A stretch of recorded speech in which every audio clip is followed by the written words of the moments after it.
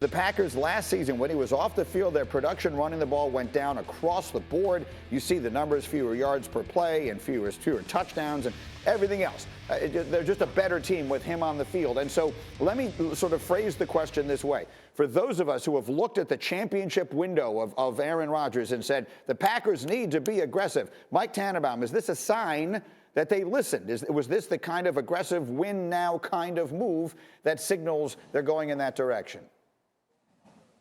Absolutely, Greeny, and we got to give them credit. He is a key piece to the offense. And if you go back over the last couple of years, we've all been critical about how they've drafted or not drafted skill players, but they kept Aaron Jones. And if you go back, they kept Davante Adams. They re-signed David Bakhtiari. Now, he did get hurt, so we do have to give them credit. I still think they need to add another bona fide receiver outside the numbers, but Aaron Jones is prolific out of the backfield. 47 catches last year, and if you pair him with last year's second-round pick A.J. Dillon out of Boston College, who's a bigger, thicker between the tackles running back, they really complement one another. So this is a win-now move. And again, they were in the Final Four a year ago. They still have Aaron Rodgers. Let's give them credit. This was a really good signing. Yeah, the Final Four each of the last 2 years, as a matter of fact. Danny, what do you think? Yeah, I mean, for Green Bay, their mindset this year has to be Super Bowl or bust because of the Aaron Rodgers contract situation, because of the addition of Jordan Love last year in the draft. And everyone continues to ask the question of, well, how do the Packers take the next step?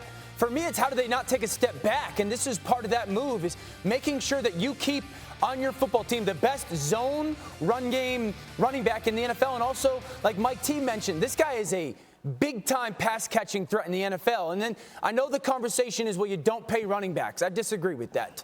You don't make running backs the financial center point of your organization, like the Cowboys did with Zeke, or like the Rams did with Todd Gurley, or like the Panthers did with Christian McCaffrey. There's a big difference. And I think they just decided to pay Aaron Jones, but they didn't make him the financial centerpiece of their organization. So ton of sense for this move. Very, very, very important person on their football team. How about that side of it? Had the whole don't pay running backs piece of this, Neek?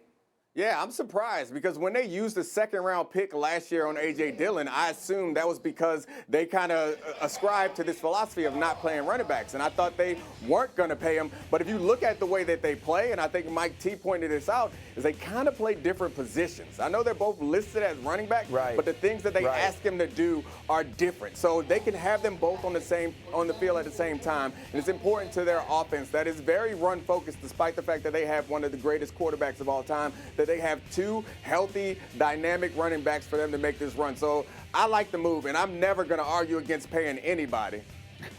So let's see. They got one of their Aarons is happy now. Let's see if the other Aaron is happy enough to make one more run at it. Thank you for watching ESPN on YouTube. For live streaming sports and premium content, subscribe to ESPN+.